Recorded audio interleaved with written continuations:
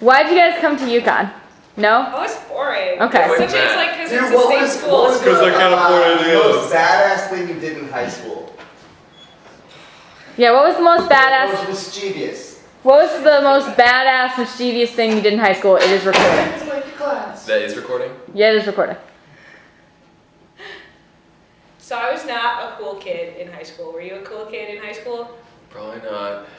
You don't remember? I know how I remember it. You know what? Fuck it. I was a cool kid in high school. Whoa. Oh yeah. I did theater and science, so try to catch me.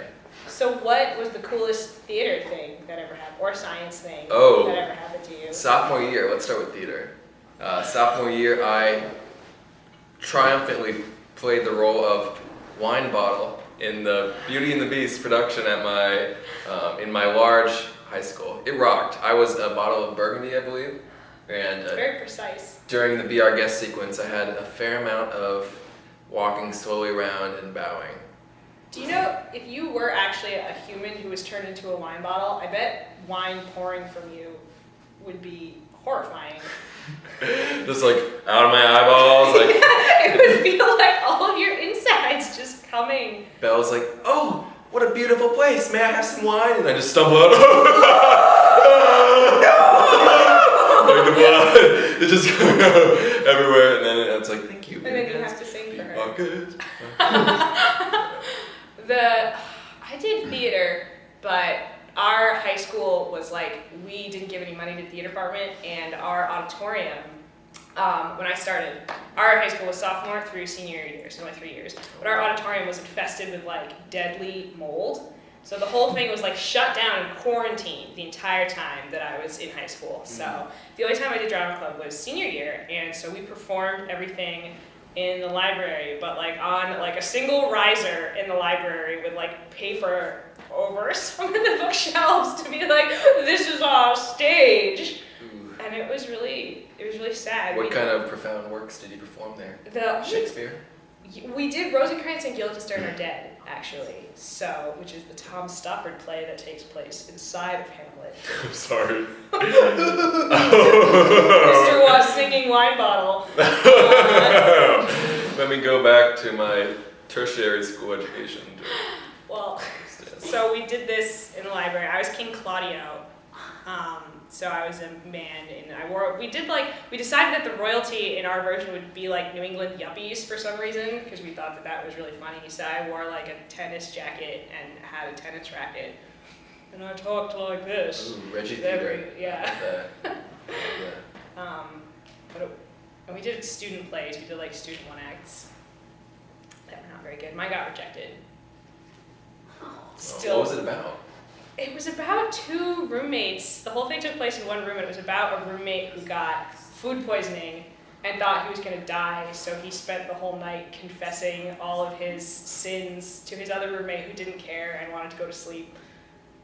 Sounds like a personal life story. It was based on a story a friend had told me about a study abroad experience or something, a high school study abroad experience, which was a thing that happened. My art experience in high school, like my transformative, like my impressive. Well, no, I already mentioned theater, but I also did a fair amount of like video film production in my last 2 years, which was great because that's what I really liked. And my pièce de résistance, my magnum opus, one might say, was a beautiful 13-minute film called Recyclops. That was before The Office used that term in one of their cold opens. But It took it from you. it really did. It was a story of a recycling bin that came to life to seek gory revenge on the students who threw trash into it. And it was like a classic thriller. You have like the three protagonists. You have like the innocent girl, my girlfriend at the time, who really loves to recycle. And then you have the girl who's just in the recycling club so she can put it on her resume. And then you have the girl who is just in the recycling club so she can meet cute guys.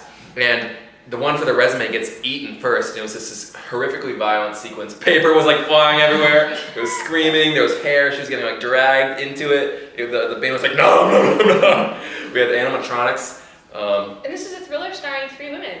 Yeah. That's really cool. And a woman operated the animatronic recycling bin. Wow. Yeah. So the first one gets eaten. The second one gets eaten in the bathroom. That was an exciting thing to film. What, had she like pooped in the recycling They bin, were- like this was some sort of like poetic justice. They or- hid in the bathroom and she like did this somersault over all the stalls. I was like behind the camera like, like she didn't tell you she was gonna do it or that she no, could do she it. just She went was clambering. just like, oh man. But the surprise twist ending was the best part.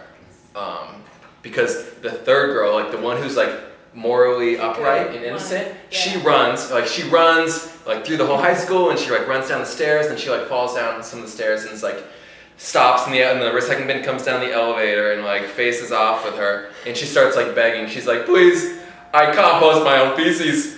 I'm so innocent. Like I was raised by wolves, you know. The most innocent. I remove staples from paper before I recycle it, and then the bin still eats her. So, like, the protagonist dies. So there's no moral? So it's like not even. That's the shocking ending. And then the end, the Was this recycling bin. was this an allegory? Is this like humanity can't save itself from its own? You just wanted to eat a bunch of innocent women with garbage cans. I just wanted an ending where it's like, shocker, the virtuous one doesn't survive, the recycling bin gets away with it. But the point of stories, I think, is to in some way instill virtue in us. So what is that story telling us? What is? Are you trying to tell me your story about the roommates is more culturally worthy than my story about the recycling bin that eats people? That story was about friendship and listening. The end.